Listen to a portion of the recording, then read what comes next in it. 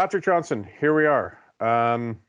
Another week for the Canucks. This is our weekly video where we take a look at what's going on. It's brought to you by Woody's RV. I have to say, we've just been through, thankfully the sun is out today. We've been through a bit of a traumatic time here in BC, and Woody's are one of those companies that have helped out.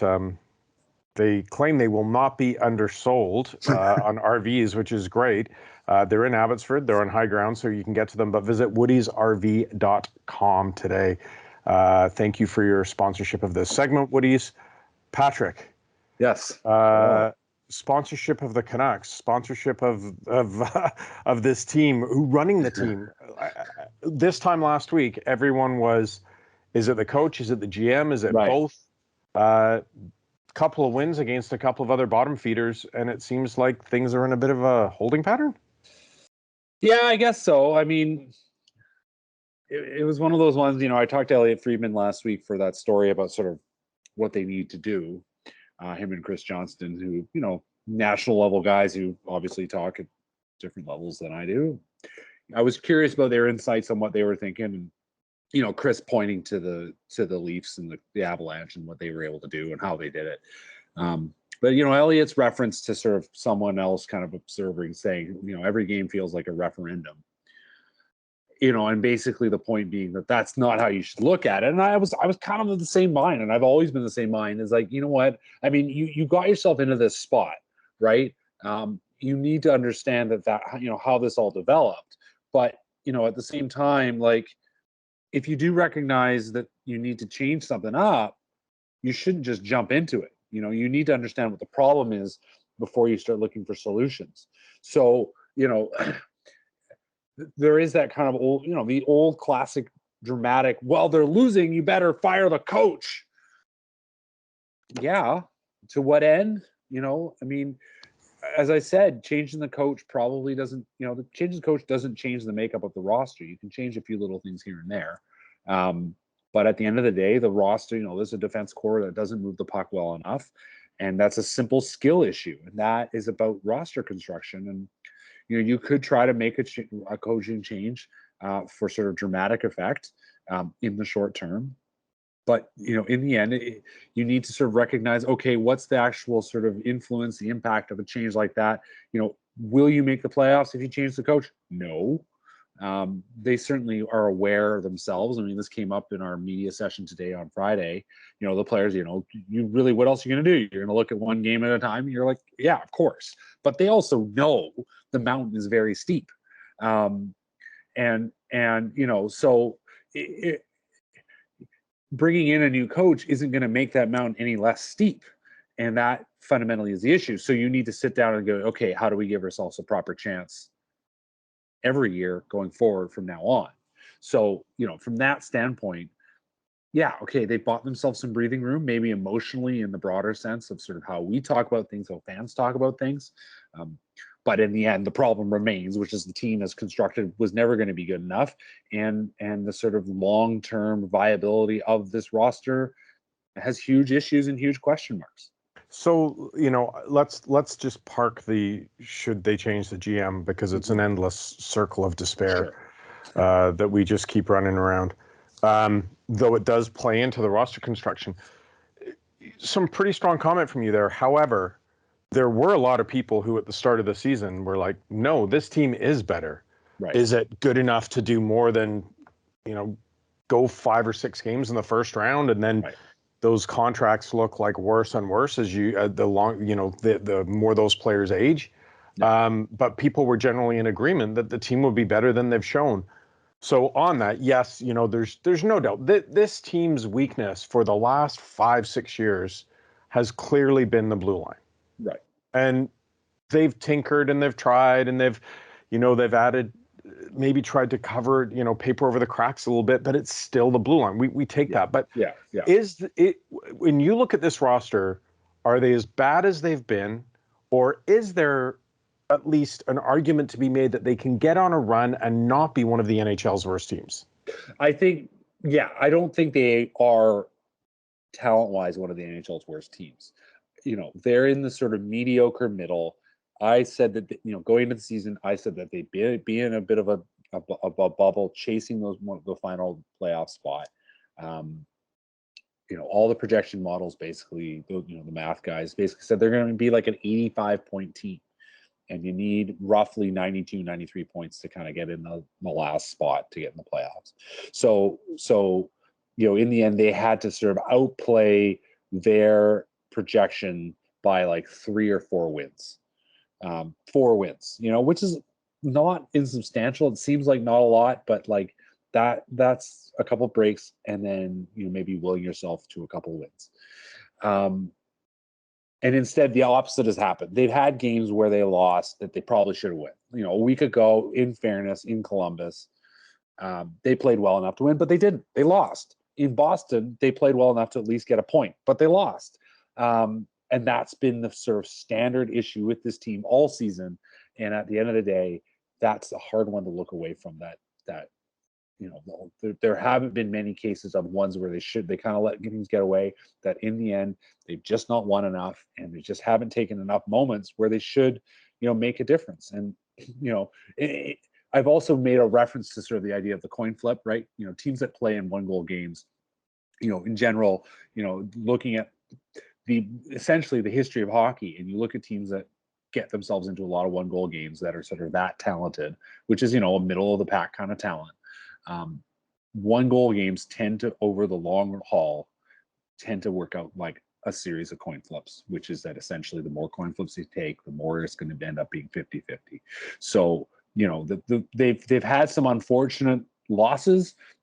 I think, if you go from that standpoint that they are, give or take, a break-even team, they're going to pick up some wins, in the weeks to come. I mean, obviously they're playing a lot of games at home. They can't possibly be as bad at home as they were in the open season, right? At least that's what you think. Well, let me ask you that quickly, because we are going to run out of time. But maybe they here. will be. My point is, maybe they will be, and they just won't pick up those wins, and they'll just end up being this team that's going to muddle along and ends up being a 75-point team. Well, I think it's a really interesting point, and we consistently put the disclaimer on it is don't take social media to be representative of the greater fan base, or greater society for that matter. And there's been a lot of this division in terms of the debate back and forth of social media, just because it's a form where people can do that. Right. But we have seen some dissatisfaction before they left on this road trip from the fans.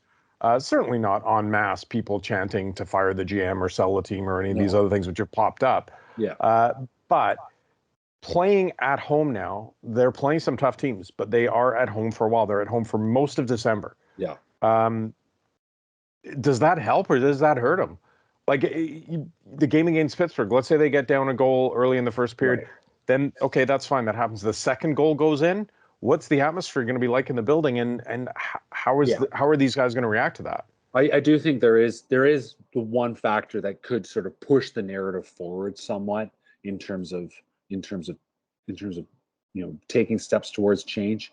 Yeah, if things go south, I mean they've got 5 games over the next 8 days, right? So Saturday against Pittsburgh, Monday against the Kings, Wednesday against the Bruins, Friday against the Jets, and then Sunday against the Hurricanes. And the Kings have fallen off some, but are I think an interesting challenge. The Bruins are like the Penguins, have had a middling start, but are still a pretty strong team. Carolina, I think continue to be a cup contender. So you look at all those games. Every one of those games is somewhat challenging. The Canucks could certainly run the table. I don't think that'd be impossible. I just don't think it's likely. But they also could they could lose every one of those games, and they could, as we've seen, something went wrong that they didn't anticipate, shouldn't have gone wrong. But again, in the end, if your team's just not good enough, those things happen a lot, and they can happen in the sequence. I don't think they're going to lose 5 in a row, but 1 game, 2 games here or there, you're right. Like if things start, they just keep doing this, plodding along, winning 1 game out of every 3, as they kind of that they've basically been doing this season. Like fans are going to be frustrated pretty quick. And, you're right. There've been some kind of noise about what to do with, management and coaching. I think the bigger noise may yet still be essentially sort of how fans vote with their feet. The market's getting soft. The resale market is not as strong. I mean, there's still people going because, we didn't get to do anything last year. People want to go do stuff. At the same time, the emergence of Omicron, you make yourself more, wonder how nervous people are starting to feel again. And are they going to choose to go to a large arena with a lot of people versus going out for dinner? I find myself wondering if that's another factor that might play into all this as well. While we also may see the factor that came into the Canucks at various other points in their history, whereas I'm going to go see Sidney Crosby. I'm excited about that. I do want to finish, though. Let's talk about, I just find this is a fascinating story for this season, Elias Pettersson. We saw a goal that, again, depends on your point of view on how you look at the fortunes of this team. You go, wow, like that's the Pettersson we know. It's still there. Or you go, wow. That's the Pettersson that we used to see. How come it's not been there? Yeah. Like, it would be one thing if he says his wrist is okay, but, just obviously something's off with him. But that goal was sort of trademark why he had excited Canuck fans to the point that they thought they had an actual superstar in the pipeline. Where is Pettersson for you? He does not look like he's having fun out there. No. What do you expect for him? Is this just a short-term slump, or do you think there's something bigger that's at the core here? I'm not sure about that.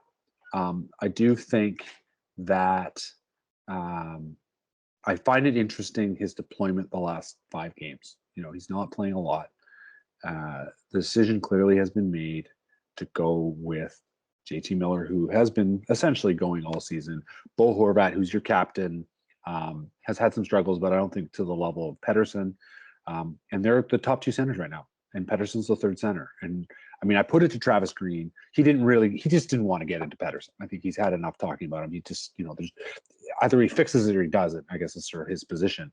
But I said, is there a sense of, you're almost putting Pettersson over in a corner and just let him be and just let him figure it out over there, because they've got these 2 other guys and they're going to lean on them.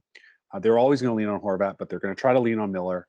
And those guys are going to kind of carry the bus offensively for now. And Pettersson is just going to, we'll let him. We're just not going to lean on him, and we're not going to put any pressure on him. And hopefully he just figures his way out. That's what it looks like to me. Like I said, Coach, Travis Green doesn't want to get into it really.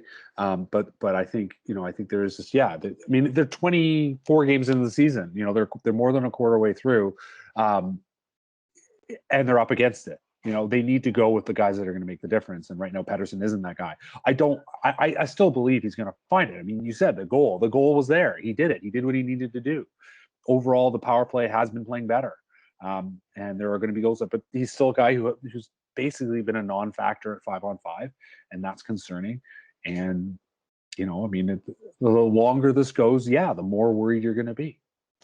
Damn you, Patrick Johnston, for bringing up something that I could argue about for 20 minutes when I have a meeting looming in a couple of minutes. The idea that the coach would park your true superstar in a corner and let him try to figure it out. That's the Barry Switzer approach. Emmett, Troy, Michael, go do it. I don't have to do anything. I'll sit here and hold a clipboard. I didn't mean it in that sense. I meant more like, we're going to put you in a place where you can play in a role where there's just no pressure.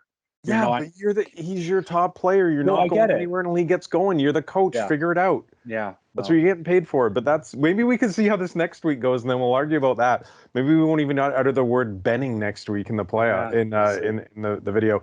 Yeah. Thank you, Patrick, for your time. Thanks to everyone for tuning in, listening, watching, whatever you're doing. Not much to watch here. And thanks to Woody's RV again. Woody'sRV.ca. Very proud to have them sponsoring our endeavors here. Sign up for our newsletter at either theprovince.com or vancouversun.com. You'll get all our Canucks content delivered to you every day. Good weekend. Some big names coming to town, Patrick. Let's see where we are this time next week. Thank you, Paul.